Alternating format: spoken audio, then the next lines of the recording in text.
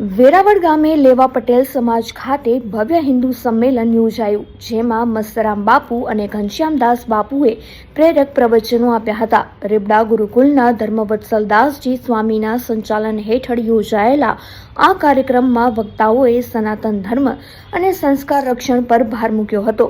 શાપર, પારડી અને લોઠડા સહિતના ગ્રામજનોએ મોટી સંખ્યામાં ઉપસ્થિત રહીને સામાજિક એકતા અને ધાર્મિક પ્રતિબદ્ધતાના દર્શન કરાવ્યા હતા. જય મા ભારતી. રાષ્ટ્રીય સ્વયંસેવક સંઘના 100 વર્ષ પૂર્ણ થવાના શુભ અવસર પર સાપર મંડળ દ્વારા કોટડા સાંગાણી તાલુકાના સાપર મંડળ, જેમાં સાપર, વેરાવળ, પડવલા, પીપલાણા અને લોઠડા 5 ગામોની સાથે મળી અને એક હિન્દુ સંમેલનનું સુંદર સરસ આયોજન વેરાવળ મુકામે આવેલા શ્રી લેવા પટેલ સમાજમાં કરવામાં આવ્યું હતું.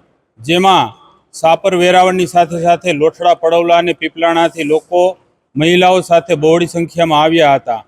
આ પ્રસંગે, શુભ પ્રસંગે, એસજીવીપી ગુરુકુળ રીબડાના મહંત શ્રી ધર્મવત્સલ સ્વામીજી અને એમની સાથે સાથે ડૉક્ટર પટેલ સાહેબ અને રાજપીપળાના મહંત શ્રી ઘનશ્યામદાસ બાપુએ પ્રસંગોપાત ખૂબ જ સુંદર વક્તવ્ય આપેલું હતું.